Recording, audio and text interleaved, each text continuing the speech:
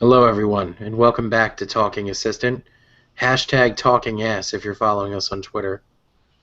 With me tonight are two very special gentlemen who hold a near and dear place in my heart. Let's start with Mr. Toole. Kelly, why don't you introduce yourself to everyone? Hi, everybody. It's Kelly Toole at KELLYTHUL on Twitter. Glad to be back, talking assistant with all of you.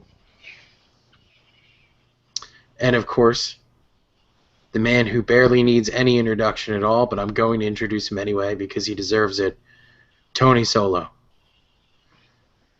Hello, everyone. Welcome back. I hope you all had a good holiday. And, did you go to the doctor, Mike? Did you go to the doctor, Mike? No, I don't believe I did. Because I saw you the other day and you were kind of sick. You could barely talk and coughing all over the place. And I said to myself, he needs to go to the doctor, Mike. No, I haven't been to the doctor yet, Tony. Thank you for your concern, though. It's touching. So no Dr. Mike. Yeah. No doctor for Mike. Was just wondering if Mike was ever going to see the doctor. It's a new Depends on year. the copays. Full opportunity. It's hard to hear in this hat. Imagine. Are you actually wearing a hat? That's the downside of this fashion choice. Well, as Kelly came up with the name, that Yukon Cornelius hat, the lighting is not very good for us to actually see it. And there's a couple of people on Twitter saying, we all thought Mike was naturally that furry. So. True. Yeah, instead of the usual oval base floating in the air, we have more of a rectangular kind of icon today. So that's nice. I like to switch it up. So let's get into the meat of why we're here, the assistant. There was, I believe, 14 new episodes since the last time we talked. 107 last count. I believe 6. We have to get through 6. 6 episodes, and I guess we're gonna do we can do somewhat of a speed round tonight because we all have to be someplace in a little bit. Well, why don't we just share, instead of going, unless you want to do episode by episode, why don't we just give our general opinions of it? Well, there was some episodes that came out. There was 3 that were actually happened on Christmas Eve, but they came out a couple of days before Christmas Eve, and so I believe we have seen. Was that some time traveling? That actual time traveling happened because it definitely looked like Christmas Eve was going on. I don't think there's any other explanation because they were published before Christmas Eve but filmed on Christmas Eve, so unless Dylan did it a year in advance, it was time travel. So How amazing would that be, though, if he shot that a year in advance? those 3 pieces have been building everything around them. It could be. And I agree, probably given time constraints, you don't want to go episode by episode, but I did want to point out a couple specifics on 2 episodes, which were Towson and Loss. And so these were the first group of 3, the first and third of those. As I recommend anyone who watches Assistant to turn on the closed captioning because it's a whole other show in and of itself. And a couple highlights from Townsend. It's Christmas Eve Amongst a Cow was one thing, and Christmas Guns, which I thought was a great band name, but there was Christmas Guns. And a great toy idea. Yes, I think an excellent toy idea. And then that was such good closed captioning that at least when I watched it on actual Christmas Eve, a special present to myself, Lost actually had the closed captioning for Towson again. So I don't really know if YouTube's fixed that or not. But if you see that closed captioning option, you want to hit it because it's pretty fun. I'd agree. And there was some mall action. We got to see. Is this the first episode we're seeing someone other than people from Dylan's household? I believe in the episodes because it's been Kat and it's been the kids, but actually no other living person has been in any of the episodes other than in the mall. Yeah. Were there dead people in the episodes? Well, we were in a graveyard at one point. It's true.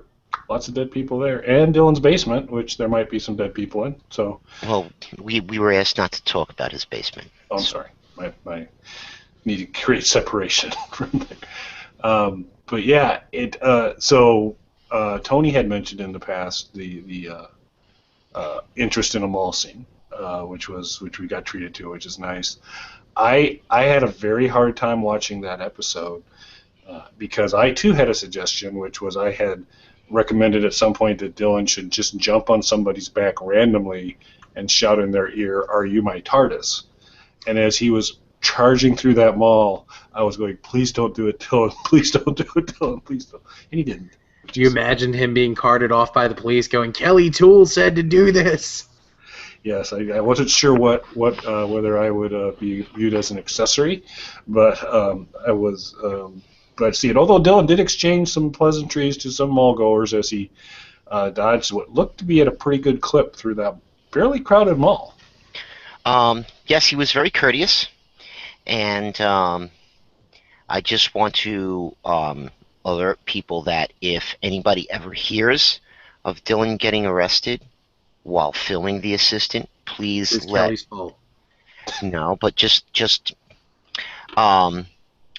try and let us know as quickly as possible because I will go and delete every episode of Talking Ass so it can't be used as evidence against us. For some strange coincidences in us talking about stuff on the show and them actually appearing in some of those talking assistant those assistant episodes. So we're still looking for some other things, but yeah, that was a very interesting sequence of the setup, the chase, and then loss.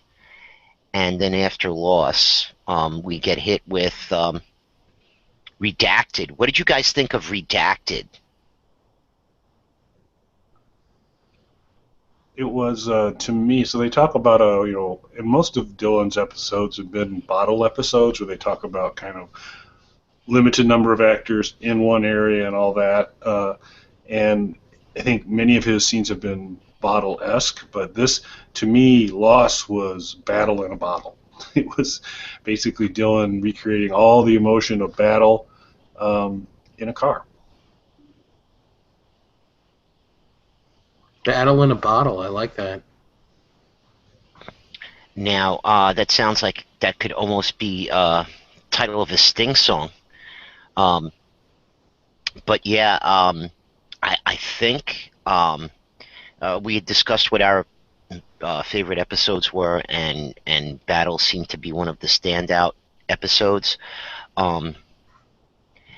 It was creepy. If I was to have to describe that episode in one word, creepy, the voice that Dylan did in that episode was pretty awesome, if you ask me, and it scared the bejeebus out of me.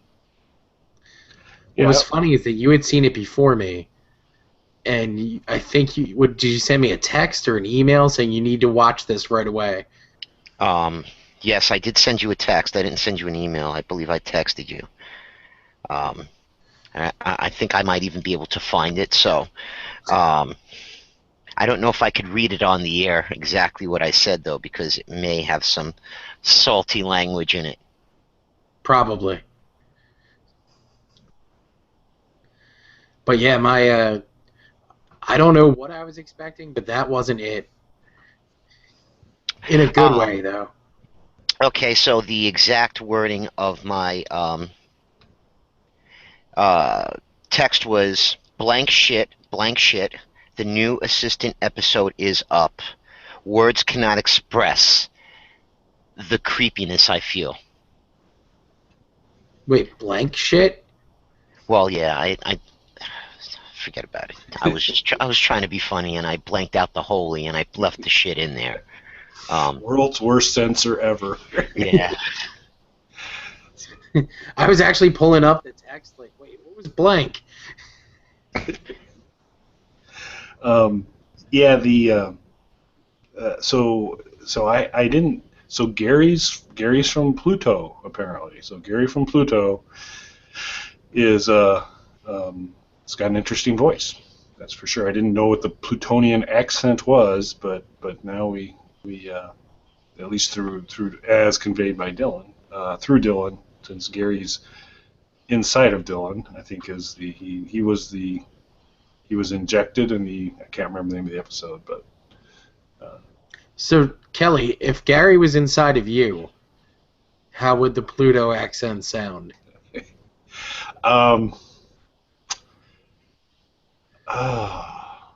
Probably like Kamer Dixon. I'm fairly certain it would be it'd be more from southern Pluto, in the kind of Rust Belt area maybe, which would make for a lot less dramatic sequence when it'd be like, "So Earthling," it just wouldn't quite resonate to the degree. Which does bring up, I can't really, I don't know whether to call this a quibble or not because Dylan may be taking us new places, but Gary does frequently refer to Dylan as an Earthling, and if Dylan is indeed a Time Lord. And I double-checked this with legitimate Doctor Who talent versus my limited background. The Time Lords are all from Gallifrey. So, but maybe if you're an assistant, you can be an Earth. I don't know. But that was just something there that he doesn't call them Gallifreyan. He calls them Earthling. So I'm not. That may be a mystery that'll get solved for us later. Okay. Well, if you're going to use that logic, though, we call the not anymore planet Pluto, but that's our name for it. So I guess we could call Gary a Plutonian, and we call Earth Earth, but wouldn't they have their own names for the planets and stuff?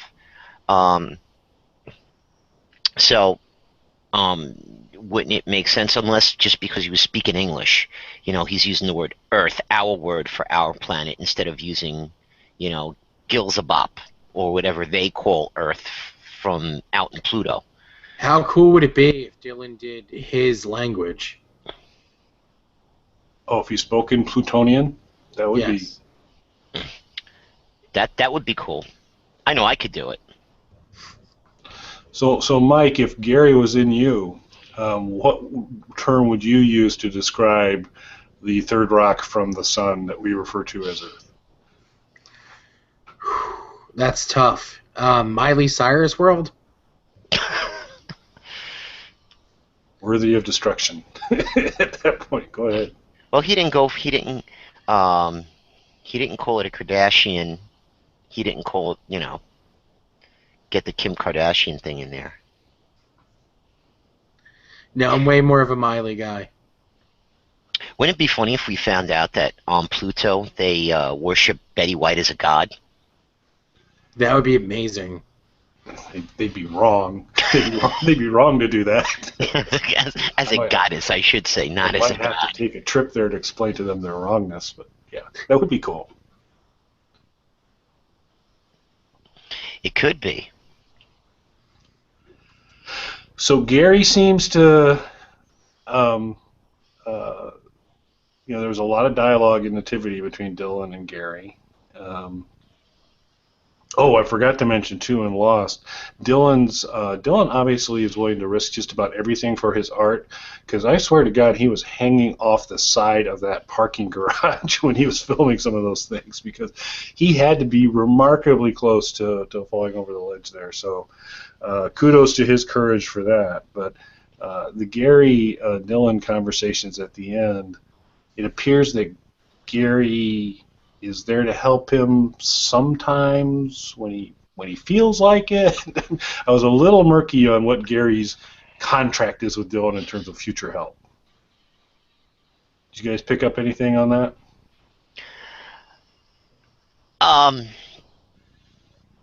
What I picked up from it was, well, I don't trust Gary. Um, why would he inject himself into Dylan? That sounds like being violated in all sorts of the wrong ways. Um, but um, yeah, Gary. I don't know. I don't like Gary. I don't trust Gary. And I got to say the Nativity episodes. I think Dylan's got to figure out a better way of doing those. Multiple character things. Because I thought he was going to pull a muscle when he was doing those transformations between one character and the next. I got a little scared. I was like, "Ooh, if I tried doing that, I might dislocate a shoulder." He definitely needs to stretch before filming future Gary episodes. Guy's like 6'9". If he stretches any more, he'll be like 7'2" by the time he's done. Which, ironically, is the average height of someone from Pluto, I believe. Maybe that's why Gary chose him, because he needed the height. There you go. I mean, I would like to believe that Gary's there to help Dylan.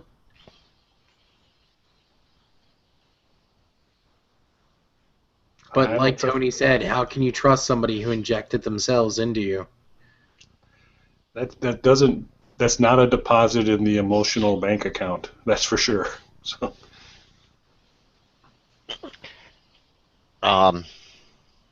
Yeah, exactly. All the wrong deposits in all the wrong places. There you go. So, do we have news of will Monday bring us new assistant episodes? Has there been any official press releases from Lang Enterprises on release dates for the next assistants? I have not heard about any kind of new episodes dropping. It seems like right before and up to Christmas we had 6 episodes, and folks, if you haven't seen the episodes we're talking about, the last 2, Nativity 1 and Nativity 2, are a lot longer than the usual, about 2 minutes for. What are they, like 6 minutes? Yeah, about 6 minutes each. I think one was 6 plus, and the other one was just under 6. If I'm not mistaken. Nativity 1 was 5:39 and Nativity 2 was 6:19. Yeah. So those are longer than the usual. The average is around 2 minutes, which is fine. But we had 6 episodes in 3 or 4 days last week, so I'm guessing we might get something, but this is the new phase, and we know that there's going to be some new characters introduced. We're hoping that there's a companion that comes out of this whole thing, even if it's a companion that just makes a quick appearance and then gets killed brutally, horribly. Like Gary. Like Gary. But I've also heard that there are several other new characters joining now. I don't know how they're going to join, though. If they're going to join like Gary does, where, it's Dylan just doing like 6 voices. doing 6 voices at a time. That could be really cool. Well, if he did it like, if he could do it like Brady Bunch style, where, there would be like a character in each one of the little squares, and they would all mouth off at different times. If he could pull something like that off, that'd be cool. You know, um, minus the wacky, 70s sitcom music. Then all the characters could kind of look down and look to the left, and they would be looking at each other when they were talking. If you could pull that off, that'd be pretty cool. I think we need a musical episode. Ooh, that would be good. That would be excellent. Where he just kind of breaks into song. Can I read a tweet that's just totally so wrong? Yeah, just Yeah. if you're gonna bleep something out, bleep out the dirty parts. Well, Like there's nothing that dirty, but if you could pull up Twitter, Kelly, and just look at Laura Norman's tweet. Oh, there's a shocker. I don't know if that crosses the line. If you have doubts, I expect it does. let's see here. No, I think you can go with that. Okay. So Laura says, I've trusted people that have injected themselves into me. Hashtag talking ass. So, that I am not going to say. Factual reporting. Yeah, so I do think so back a little bit to the contortions that Gary prompts with Dylan and our concern for his health and ability to film future episodes. If he would turn Gary into a sock puppet and just basically maybe try and do the Gary voice a little ventriloquisty and have the sock puppet be Gary. It's almost as hard as shark chum to say. It would be that'd be kind of cool. But so I think a sock puppet could be a character. That'd be another vote. But I still think the musical one's the best one of the night. Sock puppet musical. Ooh. Here's a winner. I don't know if we could handle both of those things at the same time. I could handle a sock puppet, and I could handle a musical. I don't know if I could... Because then you'd have dancing socks. Which would be awesome. Are you saying it'd be too much? I don't know if my heart would be able to... It would be too awesome. I don't know if my heart would be able to take that. It could be the Uh-Oh Pluto episode. It could just be... Well, was it... Is it Family Guy, or was... It's Family Guy that does a musical at the... Every season they have, like, one episode that's all musical. Yeah. Seth MacFarlane's big into that. Yeah, that would be kind of hard to do with the phone, though. He'd have to have some real equipment to... Either that, or he'd have to get an animator. Yeah. I think Uh-Oh Pluto, with all the people from Pluto, talking about their concerns about the impending destruction, would be an awesome, awesome episode. I think he just needs a table. He has 2 hands with 2 socks. Get someone to sit below him with 2 more socks. 5 characters on screen at the same time. I think it can be done. So, are we assuming that, like, all Plutonians look like sock puppets, and they would be all, like, Well, you can color different colored eyes on the socks to give them, character development. Maybe a star. Like Sergeant Dylan and the Lonely Plutonian Sock Band. There you go. There you go. That could work. That could be great too, because then his head could pop up in between the socks, singing one of the songs. It would be pretty awesome. Then he'd have to do that on Jib Jab. He'd have to do a Jib Jab with that. Just draw him and get it on Jib Jab. I think he could do that. Definitely. That should be a possibility. Alrighty. Well, I think we're going to probably need to wrap this up for this week, gentlemen. Yes. Any final thoughts, gentlemen? The only thought I have is I think you still sound a little bit sick, so Yes. I think you really need to see a doctor, Mike, um, and maybe get some prescription meds because if you go to the doctor, Mike, they can actually prescribe something. And again, hey, if we're gonna get a companion, I'm throwing it out there. I'd love to see Myrna um, be Dylan's redheaded companion that tries to save him and then gets killed horribly in an episode. That would be awesome. So I'm all for Myrna as a companion. Getting her killed horribly. I'll leave that to Dylan's creative direction, but I think she would be a most excellent companion. Well, Dylan's sock puppet musical. I'd love to see somebody just get killed horribly, even if it's like bad, ketchup blood. Don't even go to Party City and buy the fake costume blood. Just throw some ketchup on somebody. Right on the sock puppet.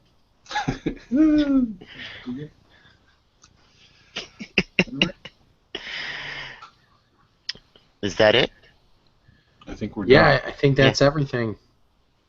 Good night, everybody. We'll see you next Bigger time on the inside.